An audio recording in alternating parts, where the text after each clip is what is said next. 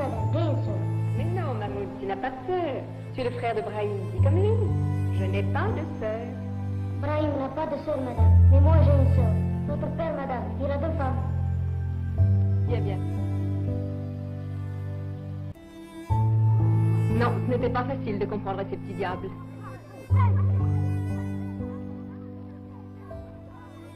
Certains soirs, je me sentais bien seule, en regagnant tout près de l'école mon logement, avec sa véranda faussement mauresque, et les ridicules plates-bandes où je m'obstinais à soigner les roses de France.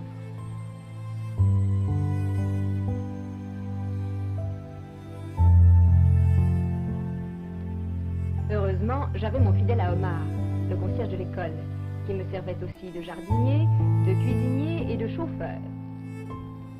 Le pneu est bien réparé, madame. Ah, merci. Dis-moi, Omar, tu connais le petit Mahmoud, celui qui a la djellaba rayée, tu sais qu'ils sont 2 frères. Oui, je la connais, la bête à Timoulin, madame. Oui, et que fait son père? Il cultive l'orge, épée, des oliviers.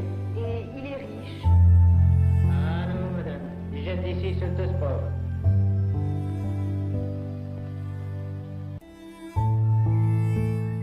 Je devais les faire bien souvent, ces 3 ou 4 kilomètres de route brûlante qui séparaient mon école de Timoulet, le hameau où habitait Mahmoud. C'est ça un oasis, une maigre palmeraie étirée le long d'un filet d'eau et un puzzle de cubes de terre séchée.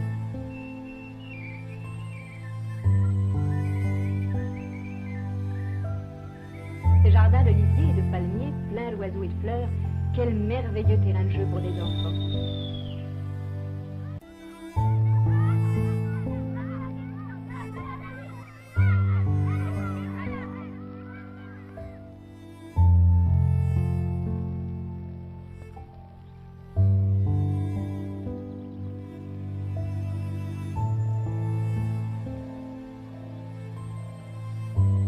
Sous des dehors paradisiaques, je m'en rendais compte rapidement, la vie de l'oasis était plus rude.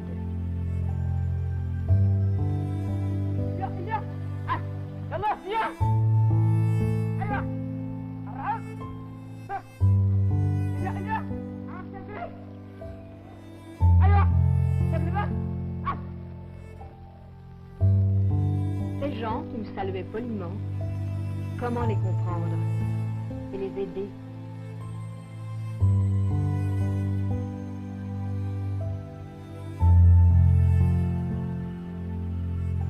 Parfois, j'avais risqué un coup d'œil dans la maison de Mahmoud.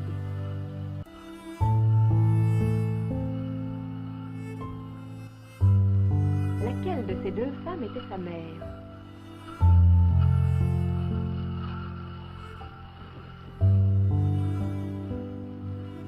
De la viande une fois par mois, de l'huile rance, de la bouillie d'orge broyée, quel régime pour des enfants! 2 images surtout me sont restées. Les prières pour la pluie devant le marabout.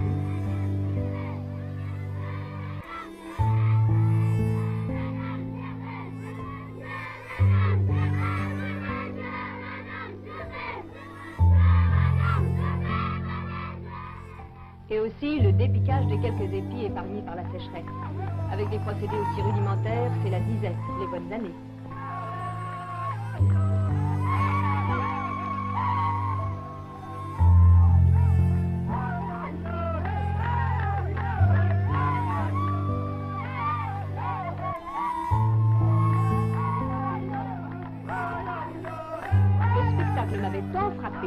Que je décidais d'inculquer à mes garçons quelques notions de technique agricole. J'organisais un jardin potager scolaire, mais le maniement du râteau et le binage des pommes de terre semblaient beaucoup moins les inspirer que le calcul de la grammaire.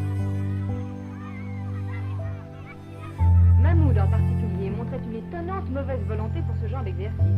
Si je lui confiais le soin de mes pivoines, par exemple, je pouvais être sûre qu'un jour sur 2, il oublierait de les arroser. Tu ne vois pas que ces fleurs souffrent? Si, madame. Et ça t'est égal qu'elles meurent? Je ne sais pas, madame. Donne-moi cet arrosoir. Tu fais un drôle de petit paysan, toi.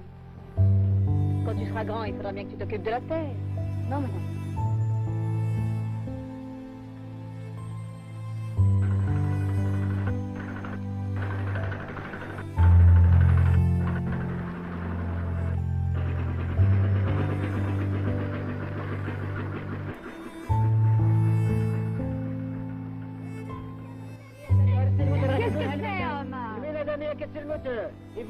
chez Ken, je l'ai fait marcher. Et puis c'est pas de le faire. Alors c'est comme ça. Tu ne veux pas porter les arrosoirs, mais tu voudrais bien faire marcher les motopompes. Eh ben mon petit, c'est trop. Tu seras consigné toute l'après-midi jeudi à l'école.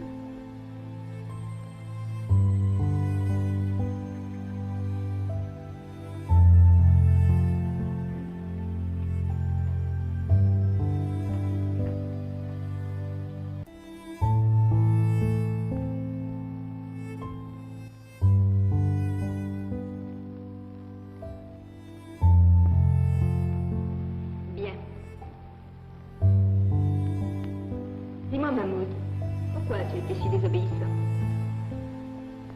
Je veux connaître la mécanique, madame. Bon, vous dites tous ça. Moi, madame, c'est pour de vrai. Eh bien, je te crois. Veux-tu que je t'emmène et que je te montre comment marche une automobile? Ça nous fera une promenade. Oui, madame.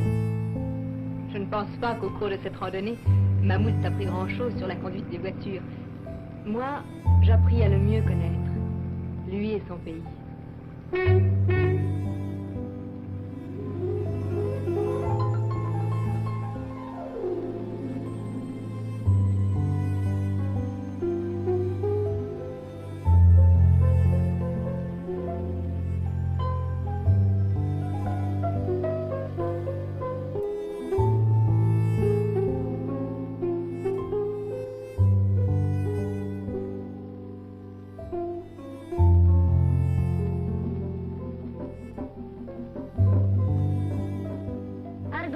Ça fait de la bonne nuit.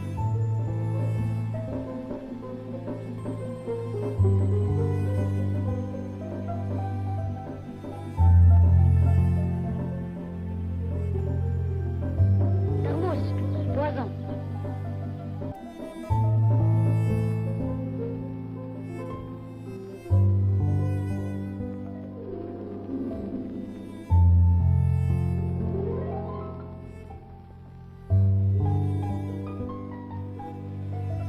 Par le coup, il ne va pas te mordre.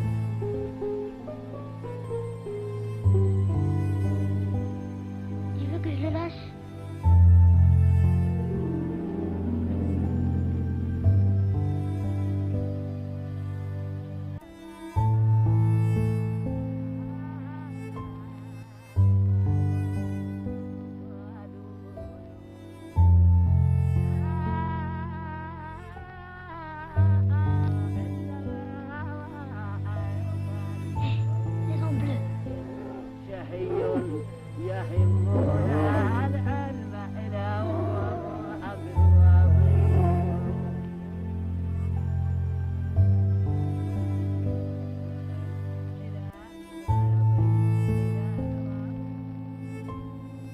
L'heure de la prière, madame. Là, je t'attends.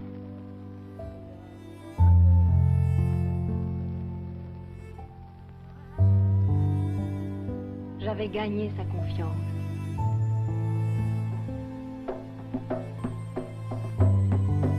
Le drame de ce pays, je finis aussi par le comprendre. Si cette terre devenait déserte, si ces maisons tombaient en ruine, c'est que le quart de la population s'expatriait, émigrait vers les villes.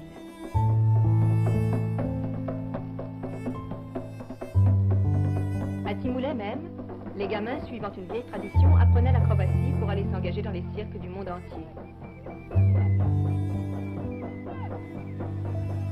Quand vous verrez sur une piste ou sur des tréteaux un acrobate marocain, dites-vous qu'il vient de cette palmeraie, trop pauvre pour le nourrir.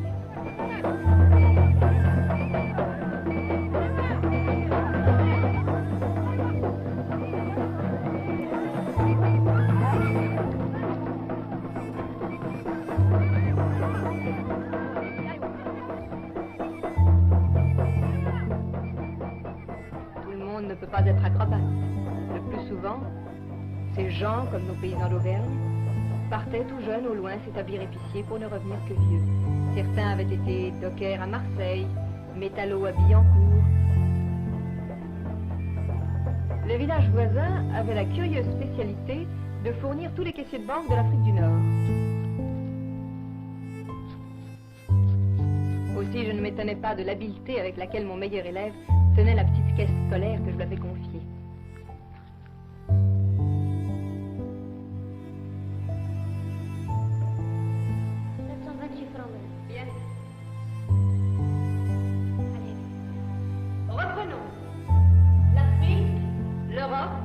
Et de l'autre côté de l'océan Atlantique, l'Amérique.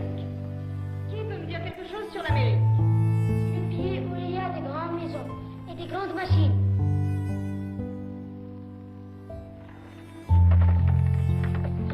Devant l'antique pressoir du moulin à huile, comme elle semble dérisoire, cette passion pour la mécanique.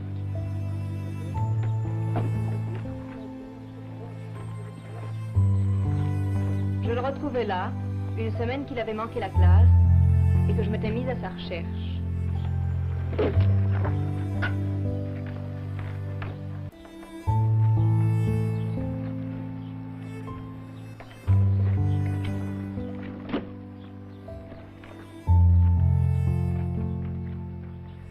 Papa, est-ce qu'il t'a chose, madame?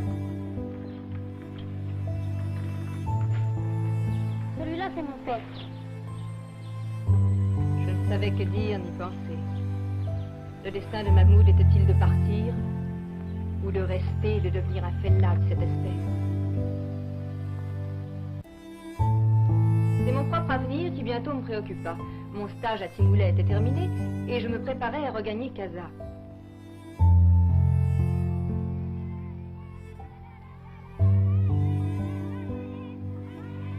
Mahmoud!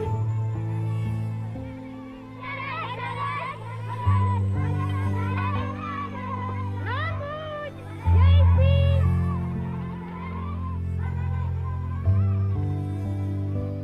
C'est le tracteur qu'on t'a fabriqué. Avec ça, tes fleurs, on va bien les cultiver. Et c'est vrai que tu parles. Eh oui. Je dois aller dans une autre école à Casablanca. Emmène-moi avec toi. Emmène-moi. Tu vois, tu t'en vas toi aussi. On ne peut pas rester dans ce pays. Tu es encore trop petit. Et puis tu sais, il faut savoir beaucoup de calculs pour être mécanicien. Allez, promets-moi d'être bien sage et de bien travailler. Oui, madame. Et le lendemain, en partant, je le vis qui me guettait sur la route. Je pensais alors, pour la dernière fois.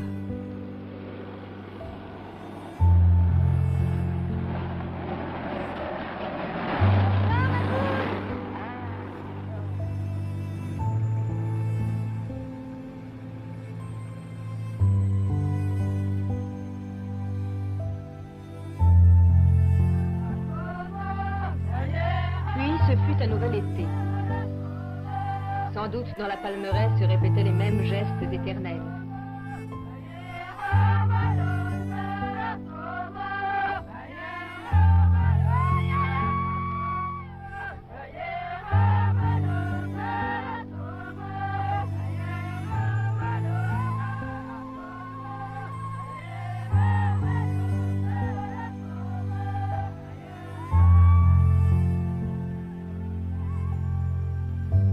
Moi, j'étais à l'ombre d'autres palmiers, ceux de la place du gouvernement, à Casablanca. Quant à Omar, qui était toujours l'homme à tout faire de l'école, m'apprit que Mahmoud avait quitté le pays après avoir fâcheusement puisé dans sa petite caisse.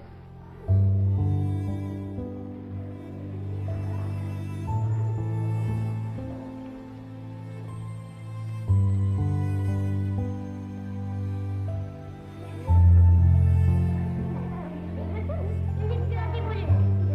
Il a foutu le camp. Il est parti à Casa. À Casablanca. J'imaginais son départ. Peut-être avait-il tout simplement pris le car, qui parcourt aujourd'hui la grande piste du Sahara avec la régularité d'un autobus de province.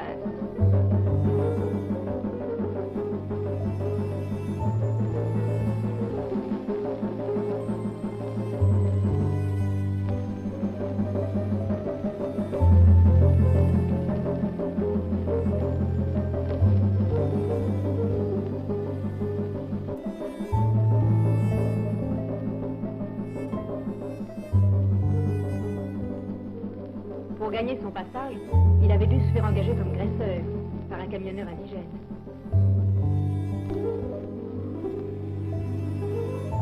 J'aurais aimé le voir quand il a découvert pour la première fois la mer.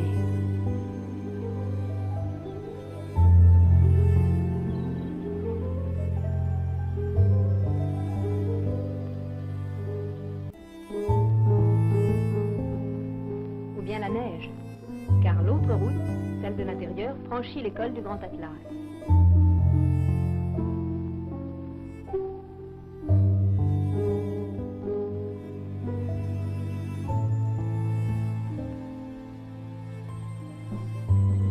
Après Marrakech, il y a le train, et il était débrouillard.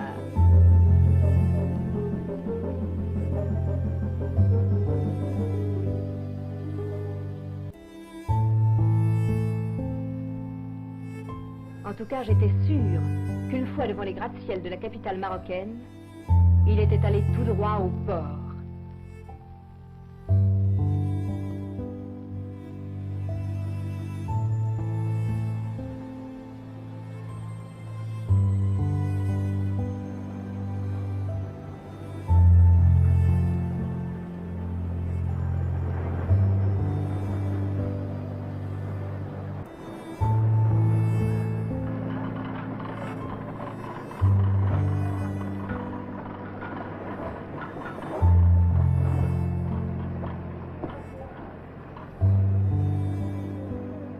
Il régnait alors sur les docks une activité intense.